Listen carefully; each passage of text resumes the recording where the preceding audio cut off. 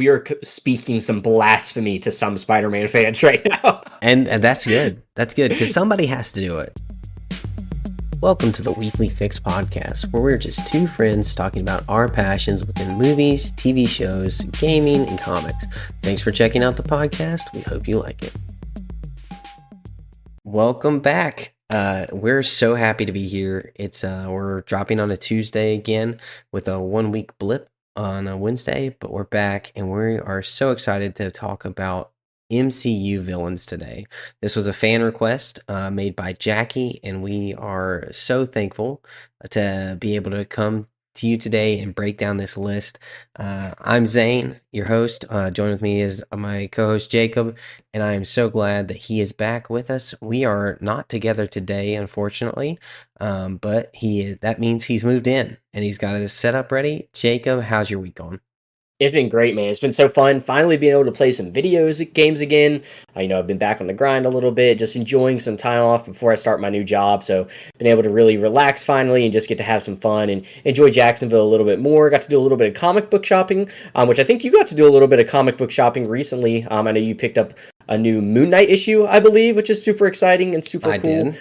I started my journey on collecting all of the amazing Spider-Man comics, which is going to be quite the journey. I picked up comic number 271 and 290 here recently on Whatnot. Super cool comics. Those are actually the first appearance of Manslaughter and the comic that Peter asks Mary Jane to marry him, which I think is really like a neat little comic to have. But yeah, so it's been fun. Like I said, getting to enjoy Jacksonville just that much more. But yeah, it's been awesome. Well, that's great. Yeah, and I did get to go. We had to go get, every time I stop by the mailbox, Charlie is now asking me if there's a Funko Pop in there. And she has been wanting a Ghost Spider Funko Pop, so we went to try to go find her a Ghost Spider. We didn't find that, but we did find Elsa, so we got her Elsa Funko Pop. Good second choice there. Probably more happy with right than a Ghosty, but she's doing great. And so I was able to pick up that Moon Knight issue 0 for I think it's the Fist of Khonshu. Yeah. I haven't got to read that one yet, but I'm excited to. I think that's going to be a good one. I always love Moon Knight comics. But yeah, we also want to do. I just want to give my quick breakdown and review of the Bikeriders. I know I mentioned it a lot on here. And so I wanted to make sure that I had the time to make sure that I gave a review of what I thought of it, because I was able to watch that a few weeks back, and I didn't want to leave y'all hanging in case there's anyone here who was like, man, how was that movie that you were so excited for? So I didn't want to break that down. Jacob, do you have anything else before we jump into the review? No, man, let's break down this Bikeriders movie. I'm excited to hear what you think about it because I know you were super excited for this one. I think this movie come out in July, right? I think this was your most excited movie for July. For June. For June. So yeah. I'm excited to hear what you thought about it. Yeah, I thought it was a very well done movie. The direction was very good, and it was narrated by Jodie Comer. I really love narrated films, and I don't know why. Like in particular, why they kind of stick out to me. One of the reasons I do know why is because I feel like you can express more emotion of what the characters are feeling through narration than you can just through visuals. Now, the greatest of actors can manipulate their faces and show with such expression what they're feeling, but as far as like actually thinking the thoughts and what they're going through at that moment, narration is always a great plot device or movie device to get that across. In books, you can always know what they're thinking because you're reading their thoughts. But in movies, that's one of the complications. It's one of the reasons why the inner dialogue struggles sometimes, and some people don't narrate. So I love narrated films, and this was one of them, narrated by Jodie Comer through her eyes. It follows a bike rider gang in Chicago that I believe in the 1960s, as it was first formed, and then kind of through its a journey over the next 3 decades. Actually, it was 50s. Started in the 50s, and then the next 3 decades of what that gang went through. And it was very good. It was a interesting story. It was completely like, it had a bunch of depravity in it, though. It was really sad to see this bike rider gang, and just honestly, like from a Christian perspective, it was really hard to watch. Just knowing that they are just sinners and they need a savior, and it's really difficult to know that it's a true story and what they're going through. The performances by Austin Butler and Tom Hardy were spectacular, absolutely phenomenal, and that's really what I was super excited for. But the story is just such a sad story where they were looking for something, and through looking for something, they formed a bike rider gang to kind of have something in this world, and then it kind of gets away from them. Kind of gets away from them, and we kind of see the demise of that bike rider gang and the people in it. And so there is a semi bright side coming out of the movie. It doesn't end on a sad note. It doesn't end on an absolutely horrible note. But it's not a feel good movie, and it's not like a story that I love being told. So it was a harder watch than I expected. I gave it a 7, just because the performances were so good. The story was incredibly interesting. The cinematography on it was very good, and the storytelling was great. It's just not a story I loved. I think if any of that was, and the language was a little rough. Dialogue and content always was, it was a rated R film, so not the best content wise, but that's kind of how I left it. Very good, solid, great performances, but at the end of the day, it just wasn't a story I was happy to be watching. Well, and I think people, which is something I think we also need to discuss on the podcast. You rated it a 7, correct? Yeah. Yeah, a 7 it's a really good score. I feel like seven's kind of like, I think anything that's lower than an 8, a lot of people think that's not really a good movie. I feel like I hear Right. that a lot. Seven's a great score. There's nothing wrong with a 7. It's not bad. It's not like the best thing you've ever seen, but it's just a good movie. So it's good to hear that you like at least enjoyed it enough to give it that ranking. And I think the cast was actually, like you said, you talked about the acting being really good. It was a pretty big cast. Which is really nice to see some of those people on there. Is this something you would recommend to somebody, or would you maybe recommend something else in this genre before this movie? Um, I couldn't recommend this one just because I think the content was, if they loved like if they loved motorcycles, Uh huh. or this time in history, like the 50s, and like in kind of like how our society kind of like went from the 50s where it was more or less kind of civil to the 80s where it was kind of like more thuggish. If you really like that kind of story, then I would highly recommend this film. But this isn't one that I would just necessarily recommend. This is someone I would recommend to a movie buff who I Okay. knew loved acting and really loved the cinematography, and they were very particular with the direction. That kind of stuff, I think it really stands out in this one. If you So were maybe just this a is casual viewer, I don't think I'd ever recommend this. so maybe this is one of those movies that would speak a little bit more to those people that are, movie reviewers, critics of movies and stuff, and people that really do look for those deeper meanings. And you touched on cinematography and stuff like that. That's the type of person you would recommend this movie for. Yeah, and I think the IMDb kind of rating kind of describes that, or kind of backs that, because I believe the Metascore is around the 70, mid 70s, which is really good for a Metascore. Hmm. And the IMDb user rating is actually a 6.7. Okay, so right about So where you're saying it's at. yeah, a little below. Anytime it's a below a 7 and I rated a 7, it's generally the general audiences didn't like it as much as I think they were expecting to. Like you said, I think a lot of people rate View 6 as a bad rating. It's not a bad rating, but I think 7 is generally what most people rate a very good movie that they really enjoyed. You talked about the loaded cast, and yeah, I think the standout performance for me, that I didn't expect was Michael Shannon. He Okay. was very good. I didn't even recognize like that was who it was until like he was on screen a few times.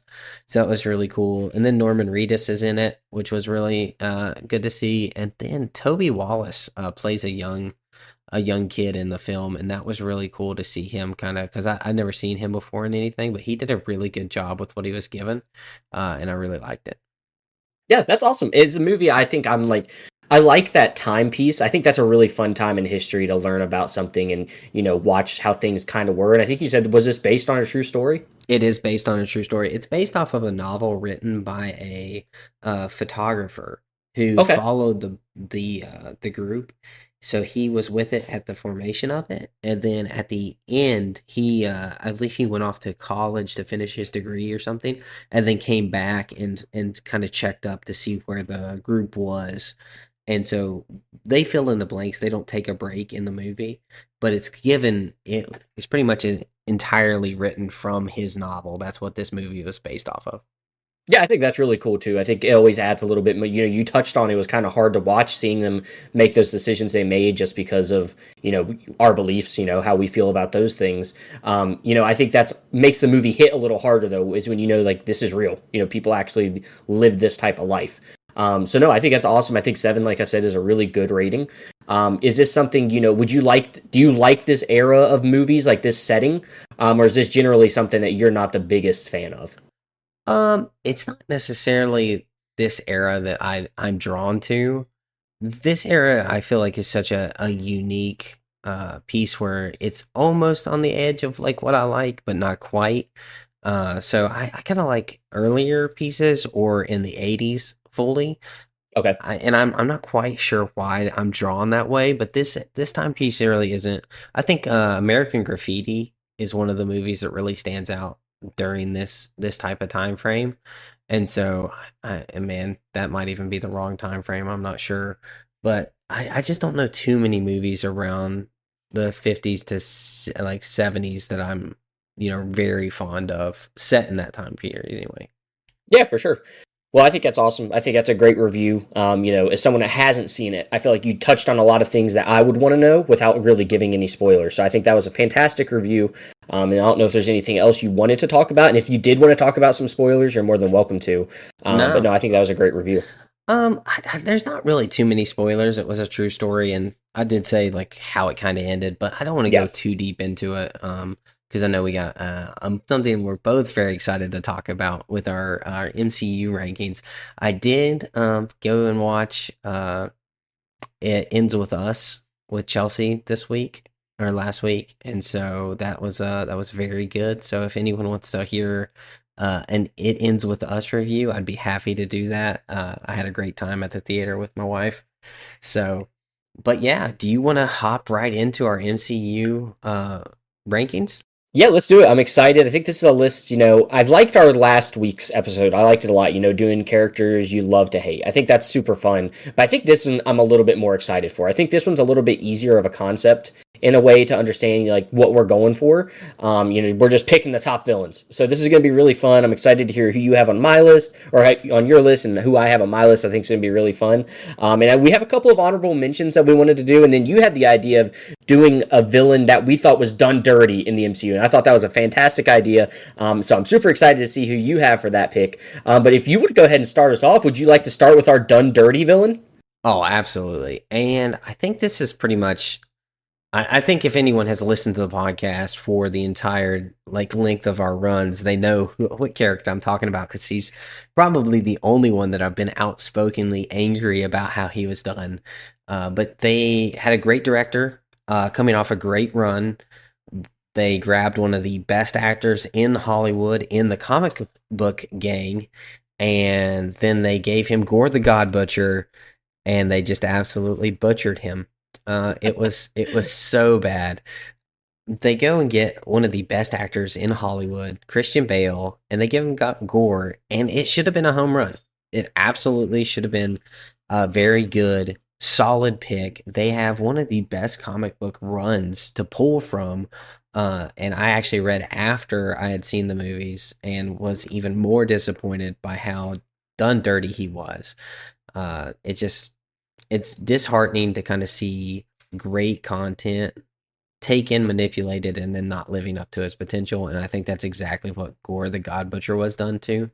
So, not menacing, not threatening enough, and just did not have enough presence. Too much time being creepy with kids, not enough time slaughtering gods. So that's my done dirty pick is Gore the God Butcher. And I think that's a great pick because we both had that same agreement. And I think we also talked about, I believe he had a lot of scenes that were kind of cut from the script or even cut from the movie Oh that yeah. we both thought would have made it significantly better because this movie did play too much into the funny side of Thor, trying to be a little goofy, very nonchalant. But this is not a character you want to be nonchalant with. Gore is literally the God Butcher. He's killing gods. That's exactly what Thor is. So I feel like that is a good pick because it is so frustrating. And I love that you talked about you read the comic afterward and you were done even more upset about it, because you saw how good the comic run was, how good he was as a villain. And I talked to you the other day about, I'm reading through Invincible right now, and we absolutely love Invincible. So it's obviously a completely different thing what I'm about to say, but it is funny to see some of the things that they do in the comic rather than they did in the show. And you're like, man, why did they change something like that? Because you think the comic run is so much better. So I completely get where you're coming from with that, and I think that's a great pick. Now mine's a little different. I figured we might Okay. have a similar one, so I'm happy we don't. But now that you said that, I was like, I should have known that was what was coming for you. Okay. Um, but did you have What's anything else you yours? wanted to say about Nah, nah, Gore? Okay. nah. That's it for Gore. I would have more if this was a done dirty list, but I just kind of wanted to drop that nugget because he should have been in my top five. Yes. He Yes. should have been in my top five. Yeah, absolutely. Especially like you touched on with the actor Christian Bale, it definitely would have easily been deserving of it. But my honorable mention, or dishonorable, done dirty mention, is MODOK from Ant-Man and the Wasp: Quantumania.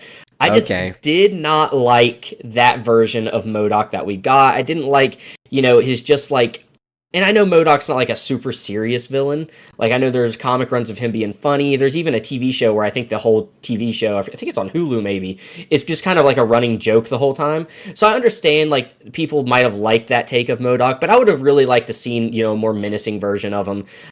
Just the way he spoke throughout the movie and just kind of like really, and obviously he's supposed to be funny looking. I mean, he's just got a big head and a little tiny body. I get all that, but I didn't like that the way they did the head and just made him literally just look like a person. Like MODOK in the comics, he's kind of scary looking. He's got big eyes and all that stuff.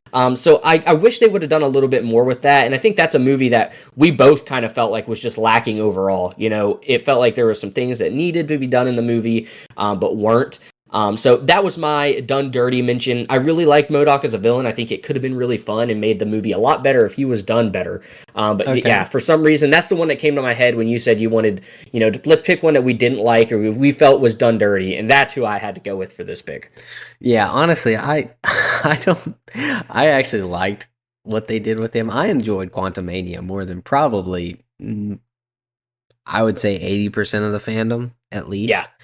And I really loved her, Cassie's and Darren's interaction there at the end of the film. Like, it's never too late not to be a dick. And it did add like a great sense of like enlightenment, right? It's funny. It gets you like laughing and smiling and stuff.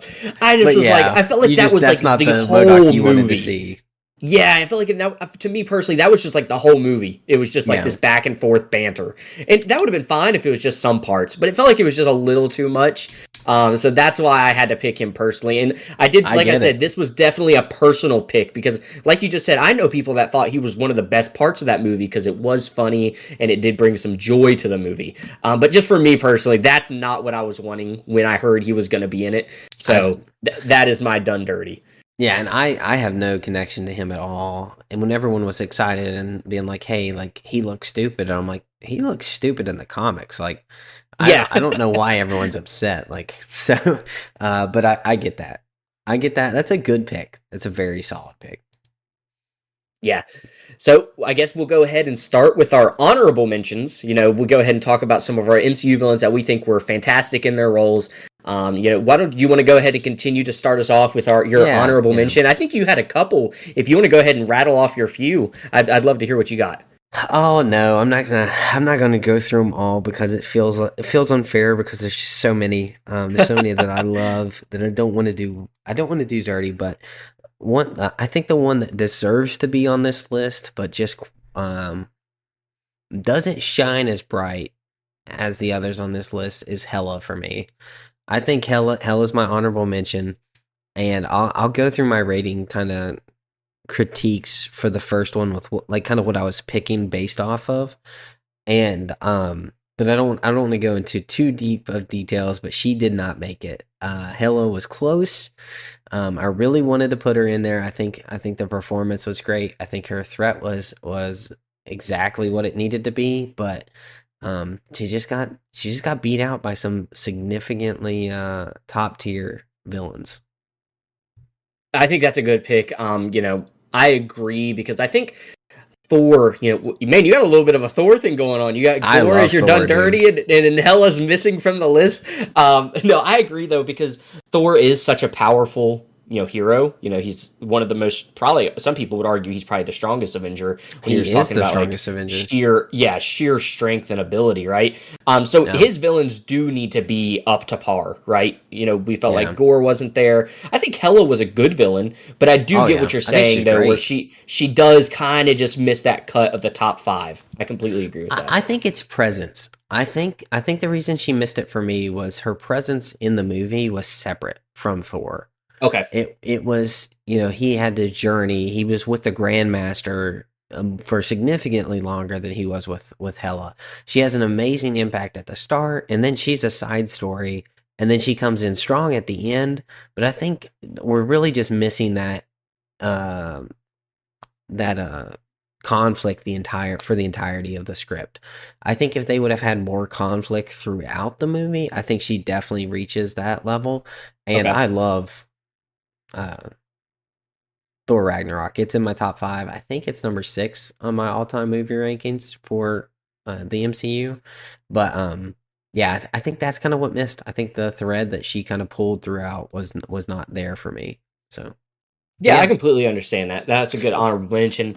My honorable mention is I will go ahead and preface a lot of my picks were just based off movies that I really enjoyed. Even if there were some movies that I felt like might have had a better villain, I did kind of lean towards the villains that were from some of the movies that I would have rated higher overall.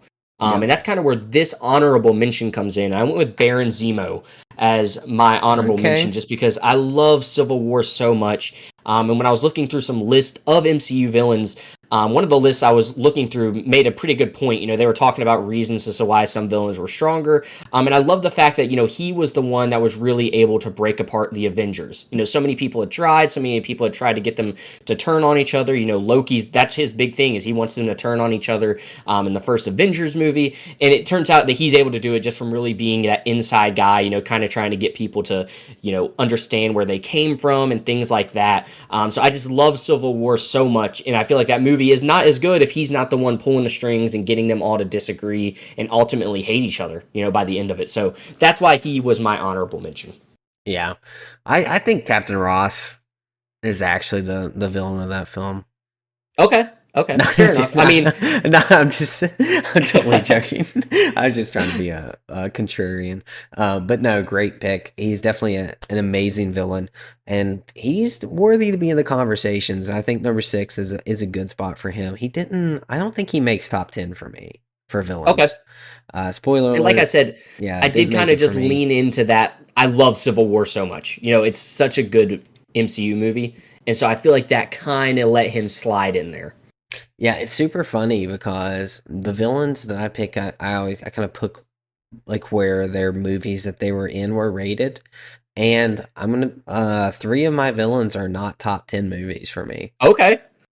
So So we kind of did a little bit opposite again. Last week we kind of had a different thought process on how we put our list together. It sounds like this one we kind of did that again. So that's going to keep it fun because I think that's going to also contribute to our list being different. So I'm excited to hear what you start off with at number 5. yeah, so number 5 for me. So just to kind of give kind of how I'm gonna break this down for each villain.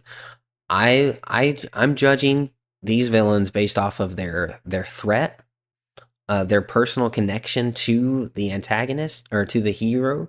So the antagonist and the hero's personal connection, their motive, their performance from the actor, and then what feat did they accomplish. And so that's kind of how I'm judging these, and then personal preference always kind of goes into play. But for number 5 for me, comes in at Killmonger. Okay. Yeah. I love that pick. I think Killmonger is just absolutely, and he's special. He's special. He was kind of one of the first villains in the MCU that everyone was like, "Whoa!" Like I am with Killmonger. And I think that's one of the beauty of Killmonger is if the movie was told solely from Killmonger's perspective, he would have been the hero. Yeah.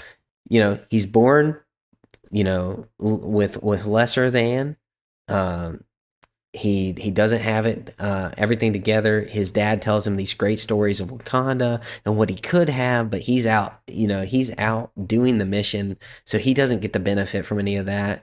His father's killed by the government that was supposed to be supporting him.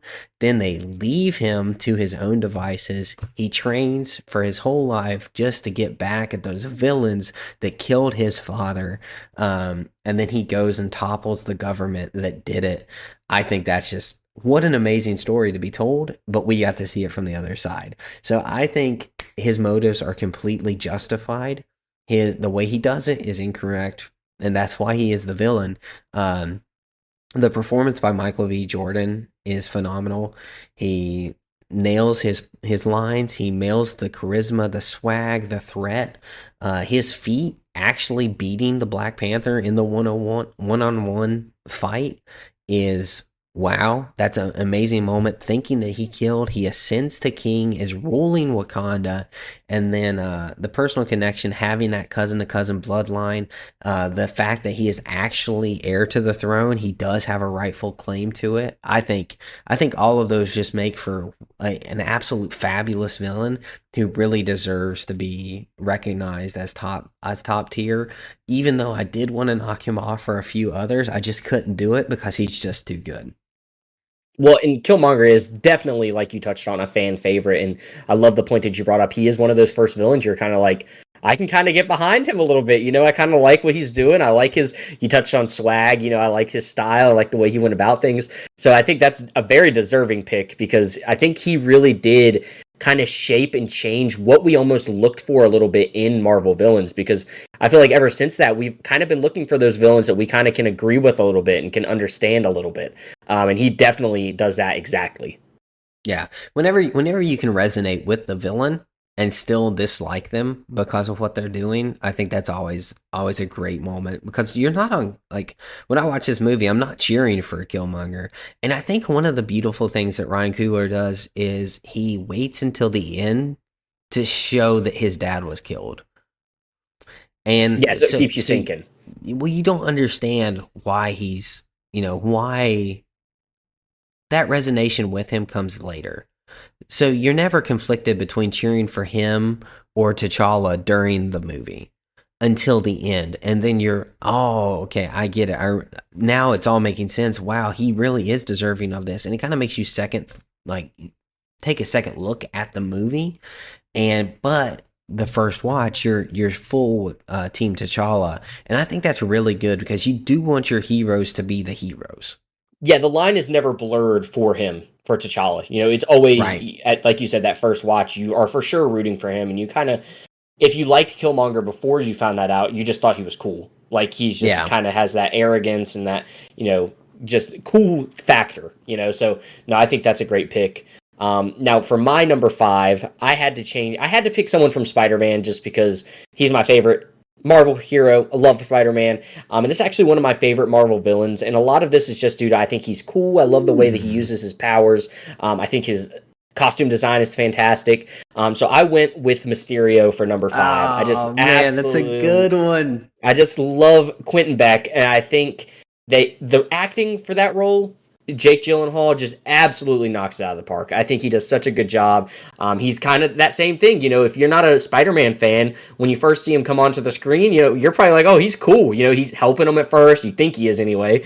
It's just a cool character. And I loved it so much. I love the costume design. I love just the, faking him out with the drones and stuff. And I think it's a really big movie just for Spider-Man in general, because he learns to really trust his spider sense, which is one of the coolest scenes in the MCU, in my opinion, is when he's in that bridge hallway and he just closes his eyes and lets the Spidey sense take over. I absolutely love it. Get chills every time I watch that scene. So I went with Quentin Beck as Mysterio for my number 5. Dude, that is a fabulous pick. I think every time I see that, he takes that deep breath, and the music goes silent, and you just kind of get to see him take over. Man, what an incredible pick, and I love him as a villain. And a lot of Yes. people put the Vulture higher, Yes, and yes. I just don't. I just don't think he's a better villain than Quentin Beck. I think Mysterio is by far a better villain than the Vulture, and I get it. They're both very good, but I think you picked the correct one if you're going to pick from one of those two. Um, Great pick, Jacob. Absolutely great. Yeah, I really like him, and I think I know a character that you might be bringing up here because we did talk a little bit about it. So I'm excited for you to get to that if he did make your final cut, and if not, you can go ahead and say it. But I feel like, one of the things too is this really did impact Spider-Man, because everyone knows who he is now. Peter Parker is Spider-Man. I just love that running theme, that carries into No Way Home. And then by the end of No Way Home, no one knows who he was. I just think that's a really, really cool thing that they did with the Spider-Man, franchise there is that storyline is so fun. So yeah, number 5, Mysterio. Who you got at number 4? Uh, Funny enough, you say it. Yes, this is the one we talked about at church yesterday. He still did make my list, and that is Green Goblin from No Way Yeah. Home, played by Willem Dafoe. You talked about it has effects throughout the movies on Spider-Man. Spider-Man is one of my favorite MCU heroes. I think Tom Holland is great in the role. I think he does a terrific job. Um, and I think he's just on par with the other two Spider-Man, if not a little better. I think Toby's the worst in my opinion. I know that's a I hot agree. take, but I agree. I think he's the worst Peter Parker. I think he's the worst Spider-Man. We are speaking some blasphemy to some Spider-Man fans And right now. and that's good. That's good because somebody has to do it. Right. Personally, I think Andrew Garfield is the best of both. Yes, me too. He's and my favorite and Spider-Man. he's my favorite Spider-Man, and that's funny because Green Goblin is not either of their villains. But Right. I do. I One of the reasons I picked him on this list for the MCU villains, it's not related to the MCU movie. I mean, the 2008 Spider-Man, 2008 Spider-Man, 2002 Spider-Man, or 2001, whatever. The old one. Yeah, the old one with Toby, because he was not close to the villain that he was in No Way Home. He was terrifying. He was the entire reason everything fell apart. Tom Holland Spider Man is trying to do the right thing, and he is the only reason that it didn't work. Without him in that part, and you talk about Spidey sense, man. Yeah. That scene That when is a they are good all in the scene. apartment and he is trying so hard to figure out what it is, and then he grabs it and he goes, "That's some trick, ain't it?" And man, that spot, dude, it is so Dude, it's good. the best. It's the best. And then their fight scene before he kills Aunt May. Spoiler alert for No Way Home, but the fight scene when he is literally, there is nothing that he is holding back when he is punching that man in the face, and he is just laughing and ready for it as they're going through the ceiling, fighting in the halls while it's Dude. raining, and then he kills Aunt May. So that is the feat for me, the absolute that puts him on this list. The feat for him is the death of Aunt May that completely wrecks Spider-Man, that sends him, derails him from his goodness. He's willing to kill him because of what he did to Aunt May, which is something we don't get to see from Spider-Man too often. Andrew Garfield, he stopped pulling his punches after he lost Gwen, but we didn't see that.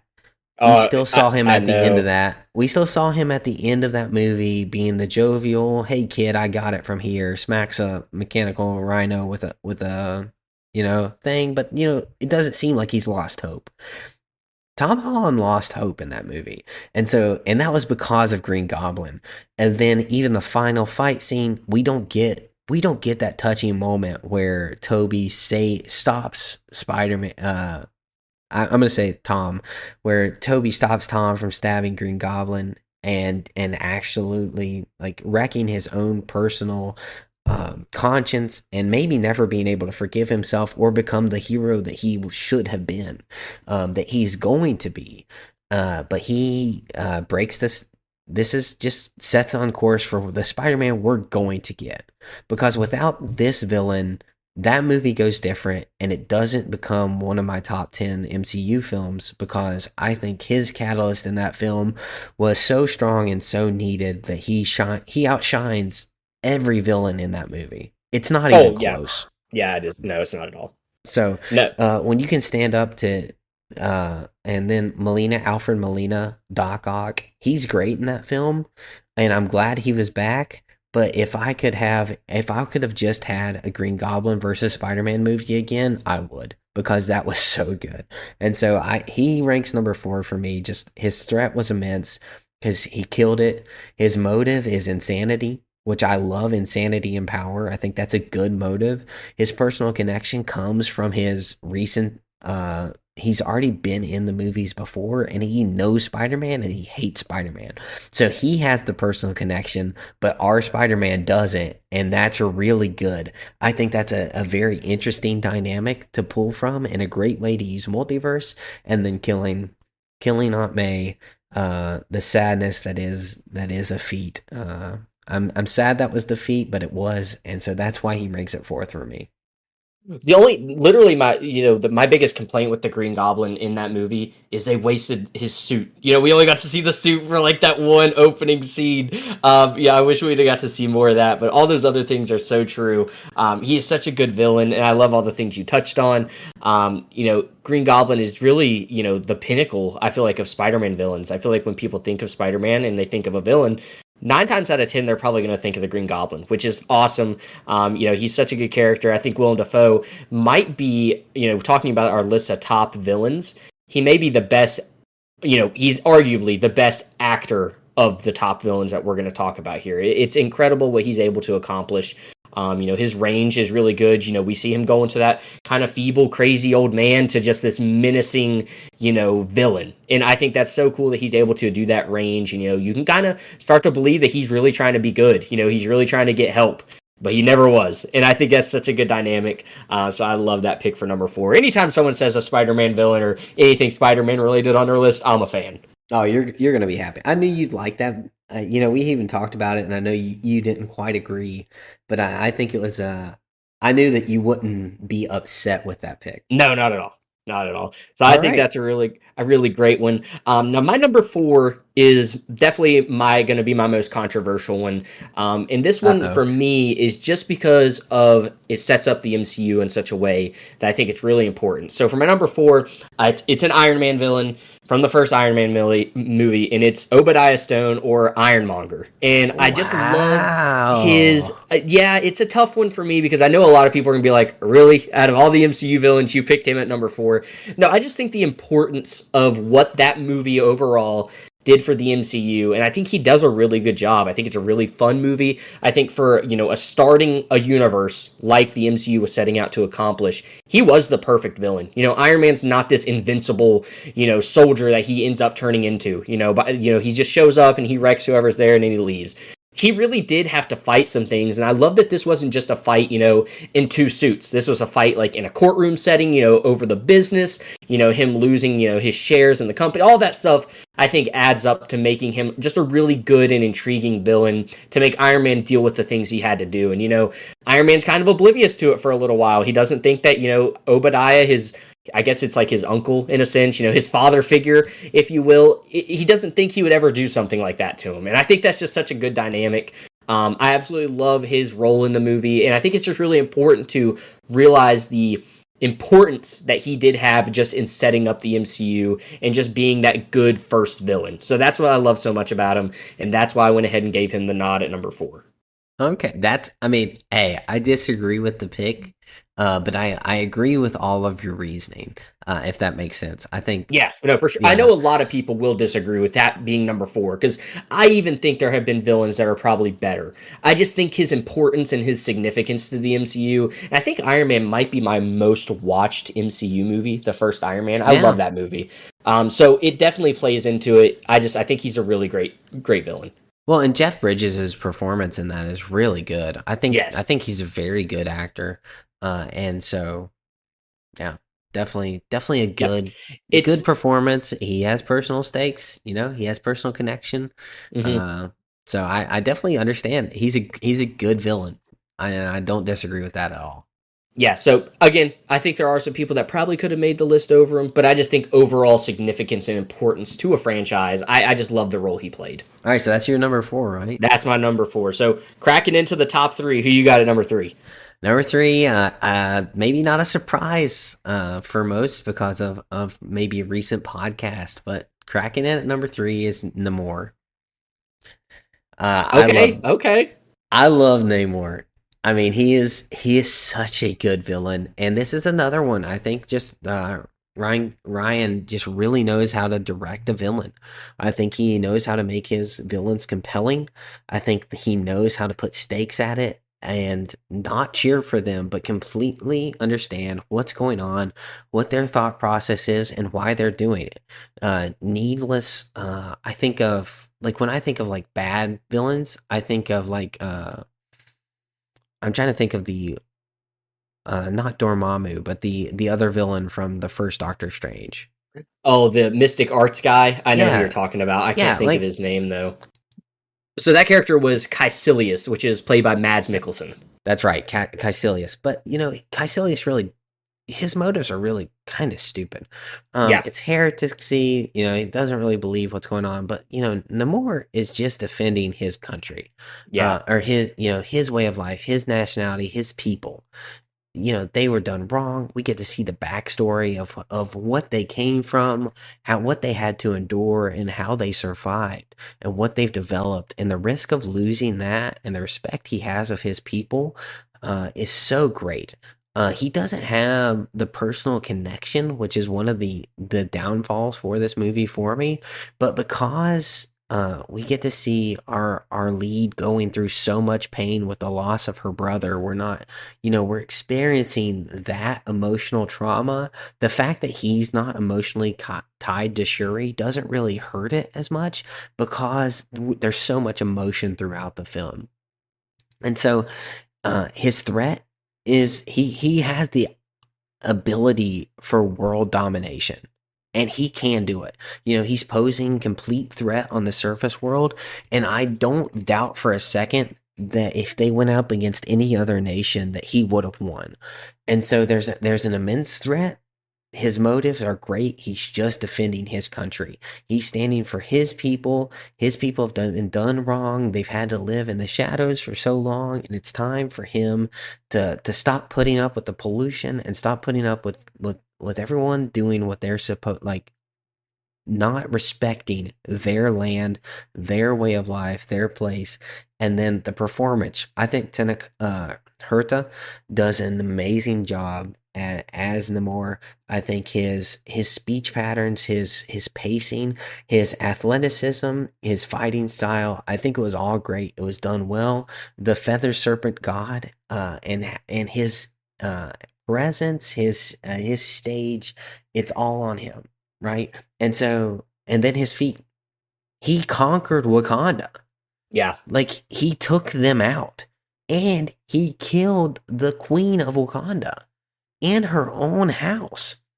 Dude walked up into the most fortified country in the world with the most advanced technology, multiple superheroes, and literally killed their queen. I mean, I don't think there's much better feat, except for the top two in my list than Right. Namor. I think he's just an amazing villain. I think he does such a good job, and he carries that film. And I'm gonna say it: Black Panther: Wakanda Forever is better than Black Panther for me. And honestly, it's close, but it's because of him. It's because of his performance and the emotional weight that the movie carries. And they both have bad third acts, fights, and so that's kind of a wash for me. But I think Shuri Namor fight is better than Black Panther Killmonger fight. And so, Well, and yeah, I think that's such a good pick. And you touched on one of my favorite parts of it was style. Dude, the way when he's like zipping through the air and the way he like kind of kicks through the air, I always loved it every time I saw him on the screen and he was doing that. You also touched on like the aspect of he could have dominated the world if he wants. And I think that's what makes that movie so fun is because the literal only people that could have gone up against him was the Wakandans, and so it's really fun to see that dynamic and to see how they interact with each other because they both do understand each other. Both of them do live in the shadows. No one knows where Wakanda is. No one knows where Atlantis is. So it's really really fun to understand that they are the only two villains and two characters really. Shuri and Namor, they're the only two that really could have understand where each other were coming from. And I think that's really fun and a really cool dynamic. You talked about feat. Obviously, it's such a big feat being able to kill the queen like that. And what a cool scene that was, too. I love that scene. That whole fight when he does take the fight to Wakanda, it is so Ugh. satisfying to watch, the water smashing around everywhere, him just zipping through the air and fighting people. So cool. So I think that's a great number 3. All right. Well, and So, I love even what you the comparison between um, Atlantis and Wakanda. I think that was a great comparison. I had that wrote down here, but I guess I skipped over it. So I'm glad that you mentioned it because I think that is such an impactful part because that's the personal connection, but the nationality connection, yeah. and the way their nations are kind of similar, but vastly different. I think is a thread that connects them. But all right, let's hear your number 3. We're breaking top threes here. Is Yeah, this one so also controversial? no, I think this one will be number 3, and I think you might even. I don't know that you'll put him in your top 2. I would have thought you would have put him at 3 if he was in your list, Okay. but I could be wrong. And I'm going to go with High Evolutionary for number 3. We've talked about so much about Guardians of the Galaxy Volume 3 and how good of a movie that is, and just if we're talking about just sheer villains, he's right there. He is such a menacing villain. You hate him. Everything he does. I talked about it last week because he was on my characters you love to hate list. I think he's such a good villain. He makes you so connected to the movie in a way that doesn't involve him because it makes you even that much more connected to Rocket because of what he did. And I love that dynamic. I think anytime like animal cruelty and stuff like that, it really tugs at the heartstrings for a lot of people. I know it does for me personally. I've never cried as much as I did during an MCU movie like I did in Guardians of the Galaxy Volume 3, and that's all because of what he did. And I think that really makes such a big difference. And really pushing a story forward. Again, that movie is not the same without him in it and without him being as villainous as he is. So I went with him at number 3. And a fantastic pick. And I really wanted him on this list because my third favorite film in the MCU. Yeah. Clearly, just an absolutely amazing villain. But for me, I just don't think the feat Yeah. and No, the I get what you're saying threat. for sure. The threat was Rocket dying, not necessarily what he did. Now the personal connection was off the chains. His performance was incredible, and motive was okay for me. I'm always happy with it, but I never can connect with him. There's no part of me that can connect with him because you're right. He is such an awful person that you love to hate, and the animal cruelty of it. An amazing villain, definitely deserving of a spot here. But he didn't make my list. He was close. He was in the like the Honorable mention, six. The probably. Yeah, Yeah. in my honorable mention pool, I kind of put like the 8 that I was like fighting for my fifth spot, fifth and fourth spot, and he was in there, but he didn't quite make it for me. Yeah, I figured when you didn't put him at 3, I didn't think he was a top 2 for you, so I figured you probably excluded him from the list. But I'm yeah, just curious if we have the same top 2. I think we'll have one of them. I would be surprised if we had this. Both of them are the same. So I'm excited to hear what you got at number 2. I think you're going to be surprised at my number 2. Okay. And coming in at number 2 is Thanos. Oh, okay. I am a little surprised. All right, let's hear it. So, what can you say? The big baddie who had about a decade of build up to his performance, his overlooming threat, his personal connection to my favorite team in the MCU, which is the Guardians of the Galaxy. Gamora and Nebula being the daughters of Thanos, and kind of seeing that how they would be affected by this, pulling them into this movie, and then the threat. There isn't a greater threat than losing half of the entire universe. And not only, I think it's an amazing threat because it's not just like they're gonna die. And we see it in Endgame. The effects of the threat were complete devastation and pandemonium, as well as complete loss of life beyond at a scale we've never been able to comprehend and still wouldn't be able to comprehend. And so, I mean, there's not much better. His feat was he beat the entire Avengers. Mhm. Now he had the Infinity Stones, so it's a little bit of a little bit of a cheat feat. Um, but I love what he did here. I love the motive is completely and totally reasonable. He experienced something completely and totally tragic that shaped the way he thinks. I don't agree with genocide. I don't agree with the overpopulation issue, and I don't agree with his solution. But I understand how the Mad Titan could reason in his mind that this was the solution, and I like that they put it that way because it did make him sympathetic. You did get that he wasn't just this insane person wanting to kill half the universe to impress Lady Death. It was through personal loss and his own upbringing that really set the stage. And then we get to see some of the coolest fights in the entire MCU with him taking on the big three with Iron Man, Cap, and Thor, and kind of him defeating, defending himself from those in his absolute rage mode. And then we get to see his entrance with him taking down Hulk. And Oh, that's let him so have good. his fun, immediately establishing his power level, taking Loki by the neck and snapping it in front of his brother. It just, man, what an incredible villain. And honestly, there's only one reason he's not at number one, and I'm excited to talk about that. But I have a feeling that he's in your top two, and if he's not, I think there's an injustice done for your MCU list. So I would like to see who's your number two because I think he's at number one for you. Well, I'll go ahead and say one thing. I think it needs to be mentioned. He didn't need the Infinity Stones to defeat the Avengers. I think the Avengers needed the Infinity Stones to defeat Thanos. But I love Thanos. I think he's Okay. so cool because he does take on the big three, and they do put up a little bit of a fight. But we all know who came out on top there, and it wasn't until the very end when everybody showed up, and even when everybody showed up, he still kind of had his way with everybody except Scarlet Witch. I think Scarlet Scarlet Witch might have Witch, taken him. she was But going to. she was going to kill him. But no, I think that's such a great pick, and I'm surprised he's not your number one. So I'll go ahead and do my next two, just so Oh, you can okay. have your number one, because I think it's going to be different than both of my last two.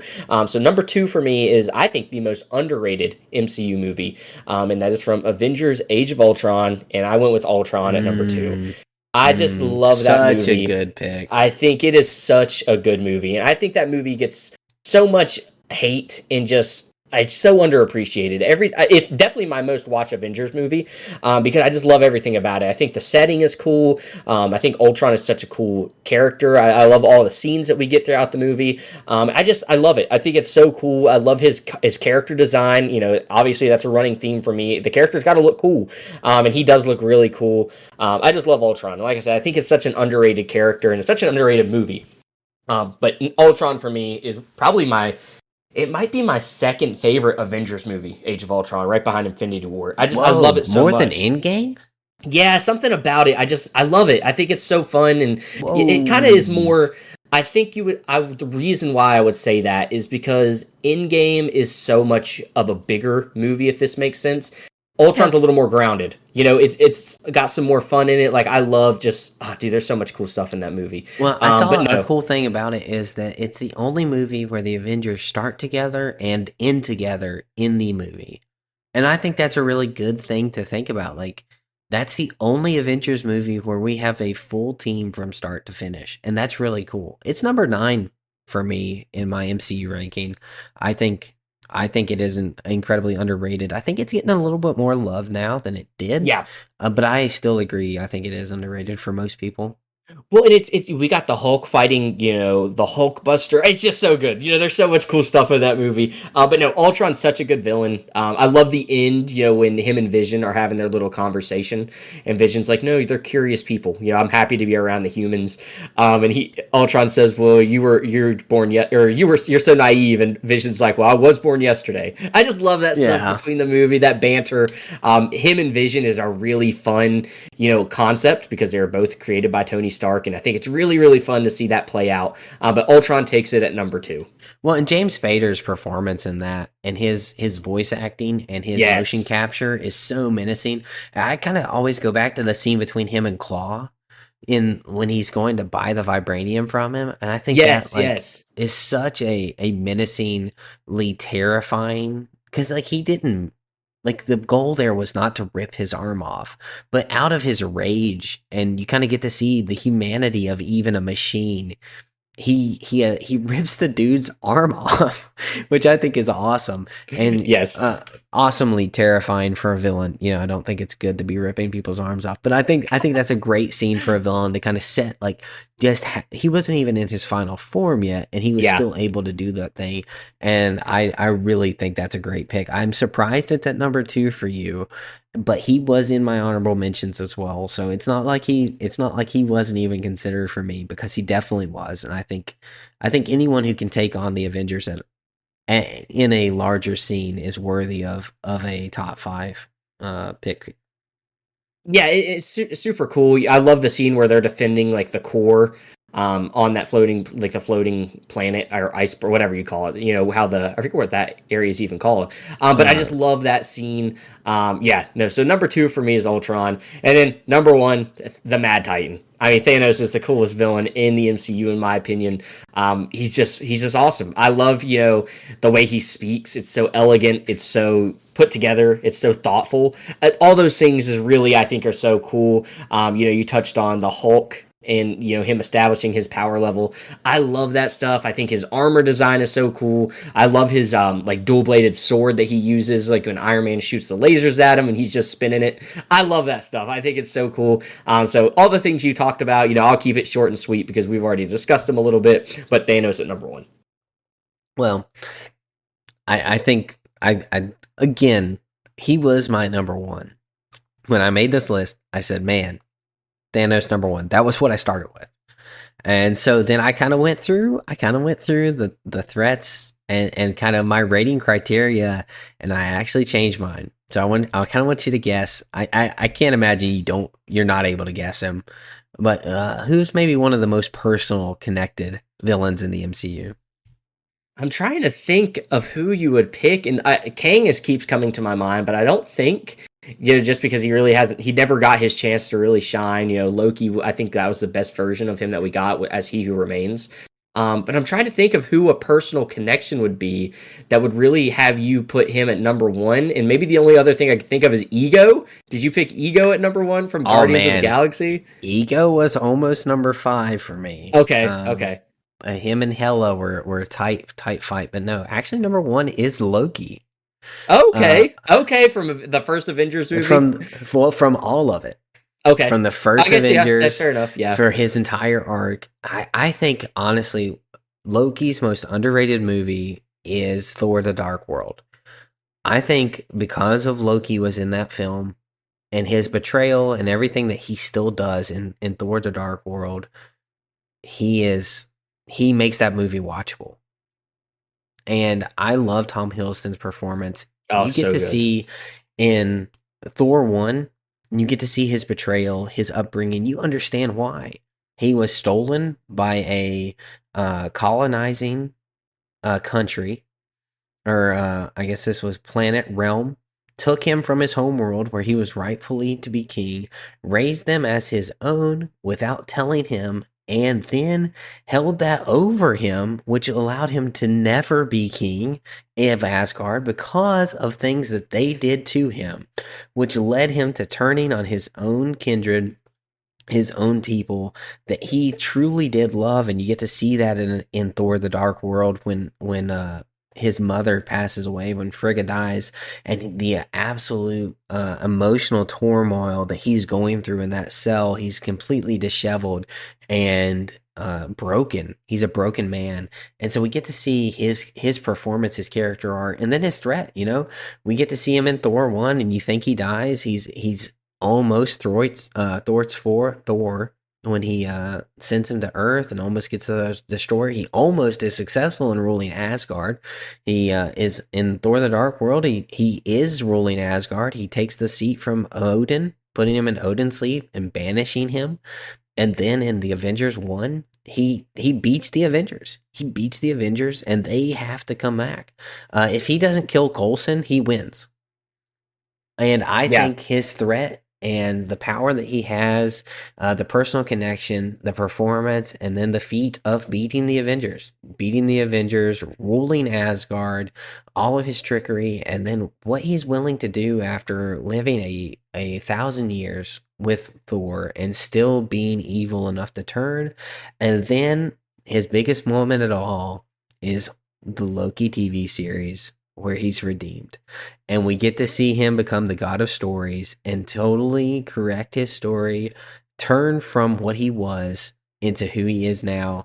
And we see that a little bit in Thor Ragnarok, where he actually does stay with Thor and then he fights Thanos and dies immediately.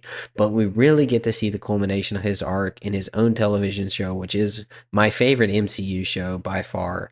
And I think when I was putting this list together, I was like, I do like Loki more. I enjoy Thanos, and he's an awesome villain, but I think Loki is by far my favorite villain.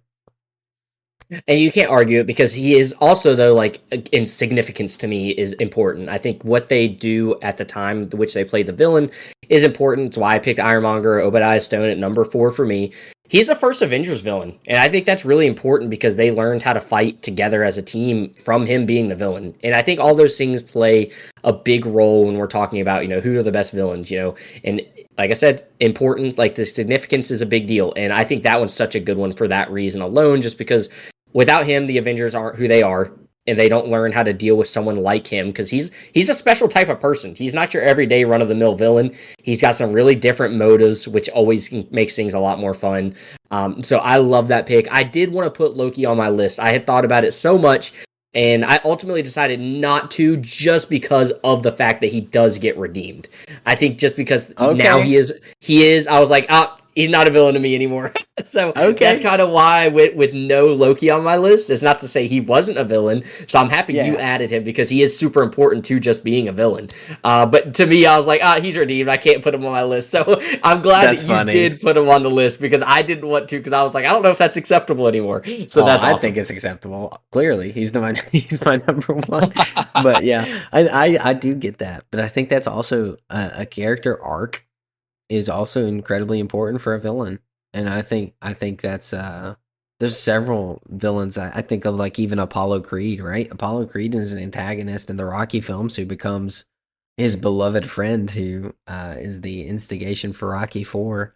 Yeah. So I think a character arc is really a good quality for a long running villain, because he definitely had his run as a villain in 3 movies at least. And then he gets his show of redemption, where he's still a villain for most of the show. Yeah, 100%. I love that pick. Loki, he's so cool. I hope we get more of him. I'm excited to see where his story goes.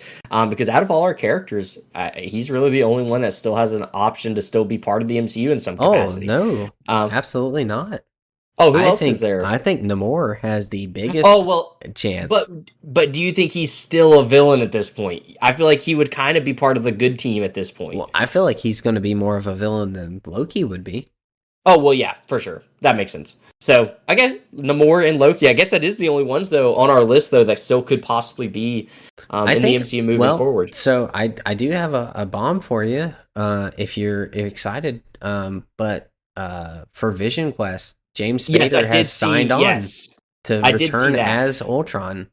So he's coming back. Yeah, I'm interested to see what kind of capacity that is, though. I don't know if maybe it's like a flashback or something like that.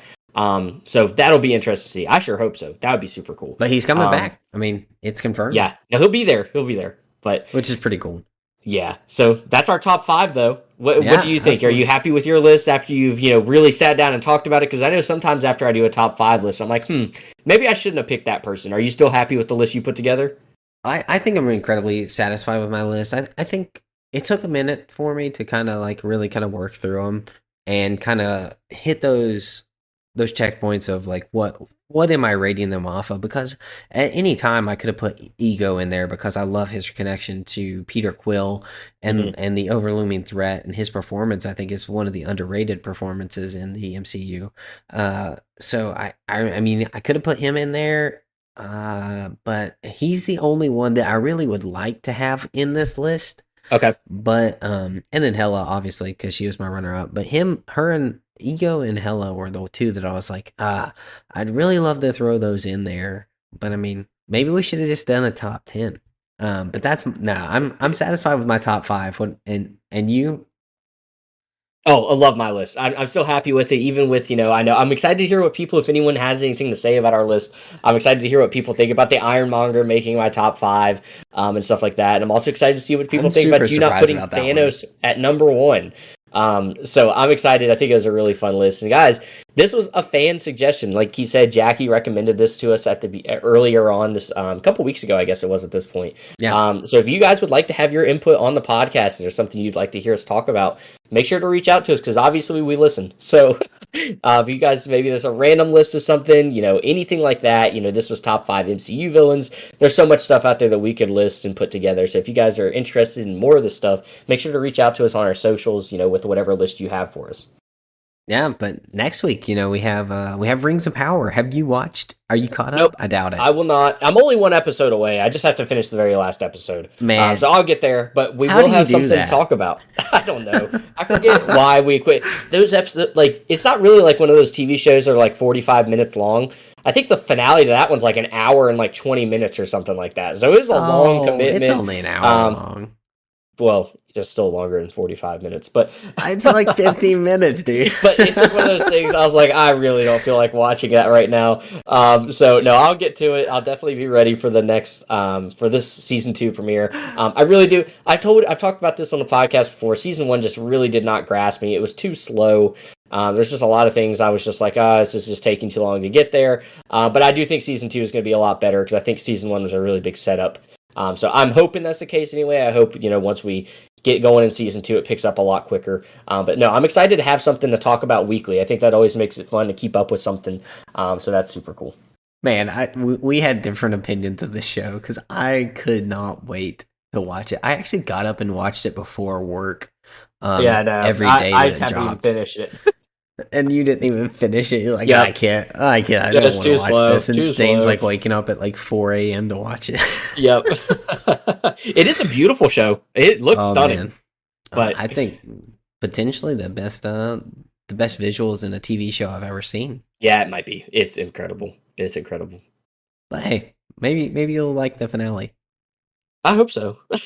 But we'll have episode 1 and the finale to talk about next week. I'm really looking forward to that. Switching it up from our Star Wars and Marvel kind of headhunters for the show, the forerunners.